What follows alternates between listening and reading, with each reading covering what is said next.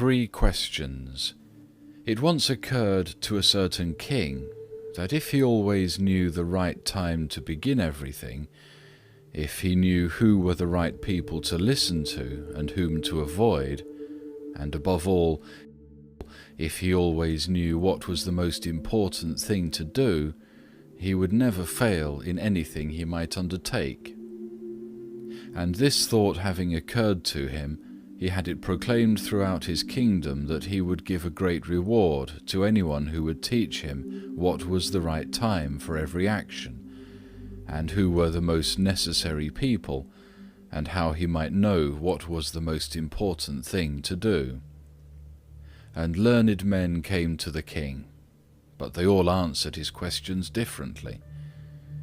In reply to the first question, some said that to know the right time for every action, one must draw up in advance a table of days, months, and years, and must live strictly according to it. Only thus, said they, could everything be done at its proper time. Others declared that it was impossible to decide beforehand the right time for every action, but that, not letting oneself be absorbed in idle pastimes, one should always attend to all that was going on, and then do what was most needful. Others again said that, however attentive the king might be to what was going on, it was impossible for one man to decide correctly the right time for every action, but that he should have a council of wise men, who would help him to fix the proper time for everything. But then again others said that there were some things which could not wait to be laid before a council, but about which one had at once to decide whether to undertake them or not. But in order to decide that, one must know beforehand what was going to happen. It is only magicians who know that, and therefore, in order to know the right time for every action, one must consult magicians. Equally various were the answers to the second question.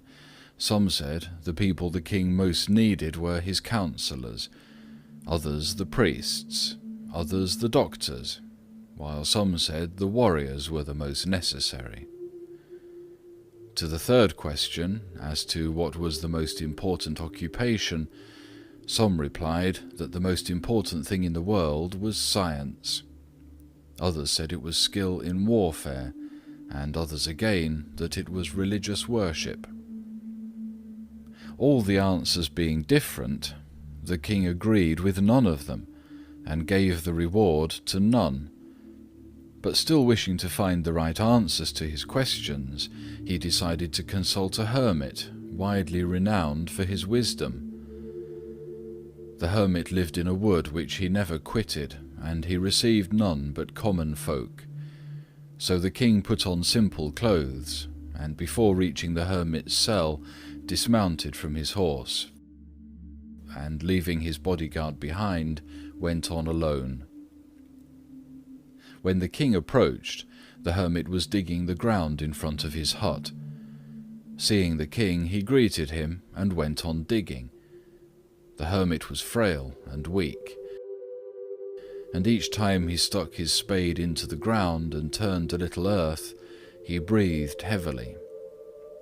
The king went up to him and said, "I have come to you, wise hermit, to ask you to answer 3 questions. How can I learn to do the right thing at the right time? Who are the people I most need, and to whom should I therefore pay more attention than to the rest? And what affairs are the most important and need my first attention?" The hermit listened to the king, but answered nothing. He just spat on his hands and recommenced digging. "You're tired," said the king. "Let me take the spade and work a while for you." "Thanks," said the hermit, and giving the spade to the king, he sat down on the ground. When he had dug 2 beds, the king stopped and repeated his questions. The hermit again gave no answer, but rose, stretched out his hand for the spade, and said, "Now rest a while, and let me work for a bit." But the king did not give him the spade, and continued to dig. 1 hour passed, and another. The sun began to sink behind the trees, and the king at last stuck the spade into the ground and said, "I came to you, wise man, for an answer to my questions. If you can give me none, tell me so, and I will return home." "Here comes someone running," said the hermit. "Let us see who it is." The king turned round and saw a bearded man come running out of the wood. The man held his hands pressed against his stomach, and blood was flowing from under them. When he reached the king, he fell fainting on the ground, moaning feebly. The king and the hermit unfastened the man's clothing. There was a large wound in his stomach. The king washed it as best as he could, and bandaged it with his handkerchief and with a towel the hermit had. But the blood would not stop flowing, and the king again and again removed the bandage soaked with warm blood, and washed and rebandaged the wound. When at last the blood ceased flowing, the man revived and asked for something to drink. The king brought fresh water and gave it to him. Meanwhile the sun had set, and it had become cool. So the king, with the hermit's help, carried the wounded man into the hut and laid him on the bed. Lying on the bed, the man closed his eyes and was quiet. But the king was so tired with his walk and with the work that he'd done, that he crouched down on the threshold and also fell asleep, so soundly that he slept all through the short summer night. When he awoke in the morning, it was long before he could remember where he was, or who was the strange bearded man lying on the bed and gazing intently at him with shining eyes. "Forgive me," said the bearded man in a weak voice, when he saw that the king was awake and was looking at him. "I do not know you, and have nothing to forgive you for," said the king. "You do not know me, but I know you. I am that enemy of yours who swore to revenge himself on you because you executed his brother and seized his property. I knew you had gone alone to see the hermit, and I resolved to kill you on your way back. But the day passed and you didn't return. So I came out from my ambush to find you, and I came upon your bodyguard, and they recognized me and wounded me. I escaped from them, but should have bled to death had you not dressed my wound. I wished to kill you, and you have saved my life. Now, if I live, and if you wish it, I will serve you as your most faithful slave, and will bid my sons to do the same. Forgive me."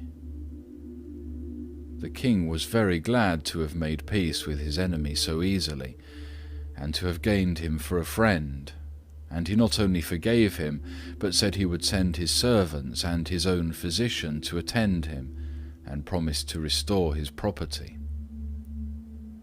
Having taken leave of the wounded man, the king went out into the porch and looked round for the hermit. Before going away, he wished once more to beg an answer to the questions he'd put. The hermit was outside, on his knees, sowing seeds in the beds that had been dug the day before. The king approached him and said, "For the last time, I pray you to answer my questions, wise man." "You have already been answered," said the hermit, still crouching on his thin legs and looking up at the king who stood before him. "How answered? What do you mean?" said the king. "Do you not see?" replied the hermit. "If you had not pitied my weakness yesterday, and had not dug those beds for me, but had gone your way, that man would have attacked you, and you would have repented of not having stayed with me. So the most important time was when you were digging the beds, and I was the most important man, and to do me good was your most important business. Afterwards, when that man ran to us, the most important time was when you were attending to him. For if you had not bound up his wounds, he would have died without having made peace with you. So he was the most important man, and what you did for him was your most important business. Remember then, there is only one time that is important: now. It is the most important time because it is the only time when we have any power. The most necessary man is he with whom you are, for no man knows whether he will ever have dealings with anyone else. And the most important affair is to do him good, because for that purpose alone was man sent into this life.